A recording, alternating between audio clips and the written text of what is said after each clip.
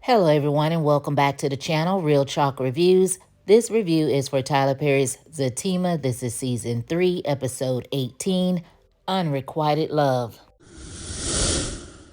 So when the episode opens up, we do not pick up where we left off. At the ending of the last episode, Tony was getting robbed at his barbershop and shots rang out. But now it's the next morning and we're over at Zach and Fatima's.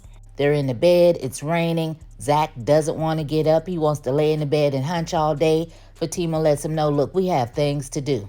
So Zach, he finally gets up and he gets a text message on his phone and he tells Fatima, go ahead and look at it. So he makes it a point to say, I have nothing to hide, this and that and the other. And Fatima, she's so adamant about not looking at it, he wants to know what's that all about. Like they're pushing the whole trust issue, okay?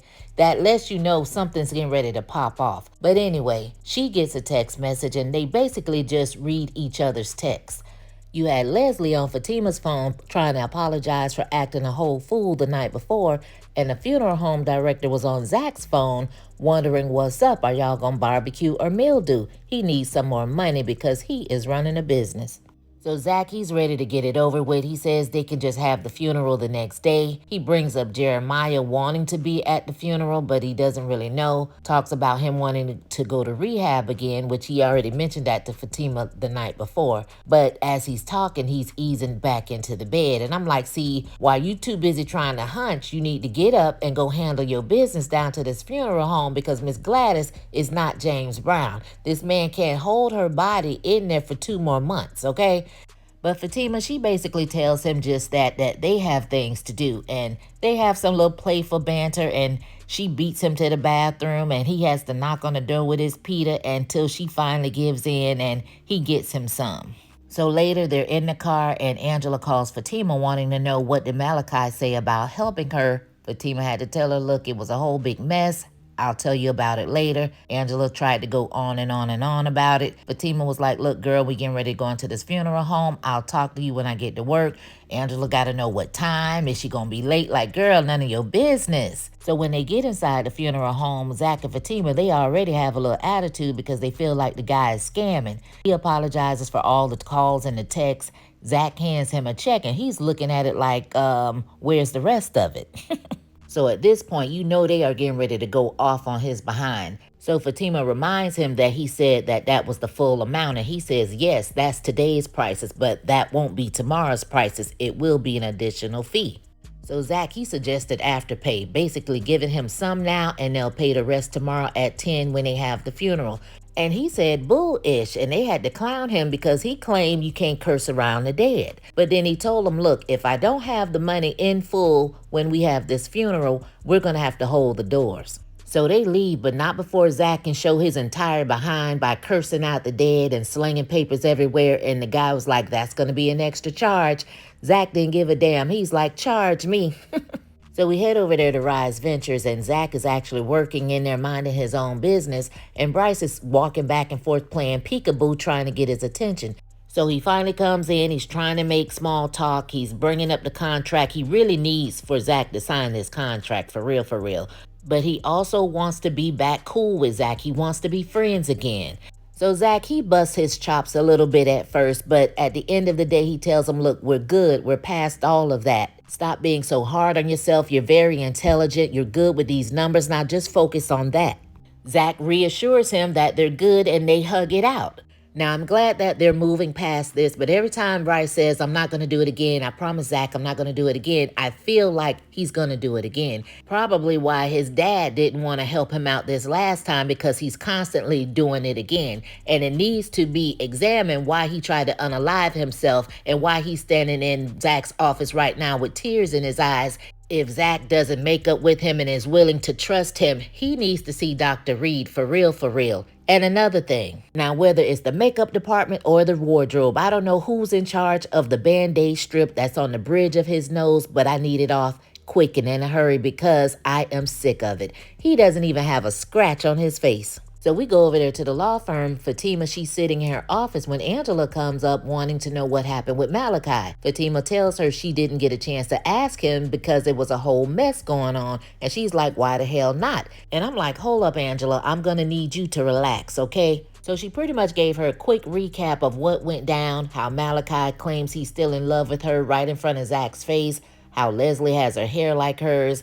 So after Angela listened to all the gossip, she wanted to know, well, what about my situation? Fatima is telling her, look, I don't know if I want to be dealing with him because it's just too much drama. Angela didn't give a damn, like, girl, you said you was going to help me like he's FBI. Now, first of all, Angela needs to realize her problems are not Fatima's emergencies or her priorities, number one. She did say she would help her, but I would tell her, no, I'm not going to call Malachi. We're just going to have to find a better way to get the situation handled. So when Fatima does suggest that they get someone in a law firm, she guilt trips her like, I don't want everybody to know my business. Like, girl, they probably already have that video in their phone. So Angela brings up Bryce and they discuss that he's the reason that this is all happening because he got hacked. And Fatima was like, well, do you believe him? And she was like, yeah, he could be smart and stupid at the same time, blah, blah, blah. But while you're sitting in here stressing Fatima out, you need to be hounding Bryce. While he's over there crying in Zach's office, riding his kahunas when he was the one that claimed he can make some phone calls to get this taken care of. We need to see Bryce fixing his mistakes, not other people being stressed out to do it.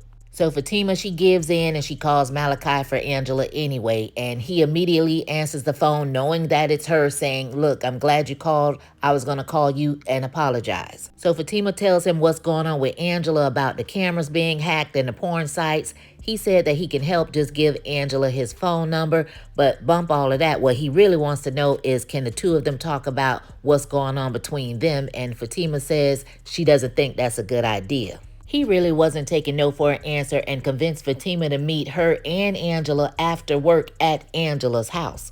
So she hangs up with him and Angela thanks her and Fatima tells her, look, I'm not coming to your house because I want to. And Angela says, well, why are you coming? And she says, because he asked me to. So basically, this just goes to show that Malachi has a strong talk game and all he has to do is ask and he shall receive. You see how Leslie over there doing any and everything he asked her to do.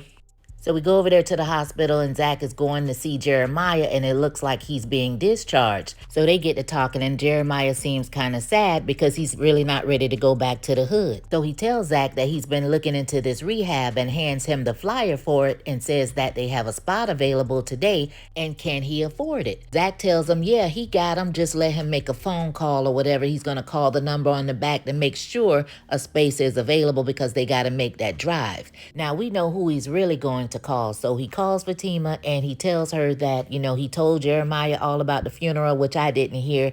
And he tells her that Jeremiah wants to go to rehab. And for some reason, Fatima seems shocked as if Zach hasn't mentioned this like twice already.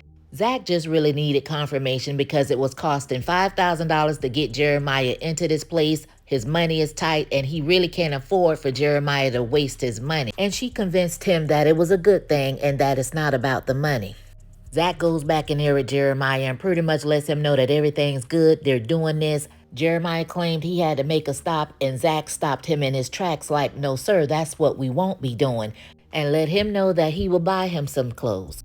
So we go over there to Angela's house. She's getting her drink on as they wait for Malachi and she's asking Fatima questions about him, like what's up with them. Fatima is not giving up any information. She says there's nothing going on between the two of them. She says once you step on her heart, she's pretty much done with you, but you can still know where her spare key is though, but okay. So all hot coochie Angela is worried about is if Malachi is fine or not. So he knocks on the door, she lets him in, and of course she thinks he looks good. So he comes in trying to make small talk with Fatima and she's ready to go and he's trying to stop her like, look, I want to talk to you. He's still trying to apologize.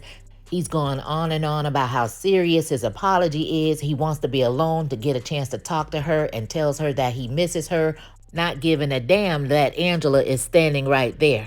So he's telling her that he's been wanting to talk to her for years, and I want to know how long has it been since Fatima left him alone. This man had the audacity to basically ask her, don't she want to hear from him as well? And she's like, look, that'll be a negative because I caught you cheating with my friend. And he's like, look, I love you. I'm in love with you. He's gone on and on and on about how much he is in love with Fatima. As he's unbuttoning his shirt, they are like, put your clothes back on, you are tripping, as he reveals that he has this great big ass tattoo of Fatima's face on his chest. And both Angela and Fatima are in shock, like, what the hell? And that's where the episode ends. Woo, child. Malachi is crazier than Cat P. You hear me?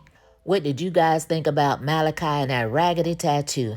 Drop down in the comments. Let me know what you thought about the episode. And as always, you guys, thanks for the support. Thanks for watching. Thanks for listening. And I'll catch you on the next one. Peace.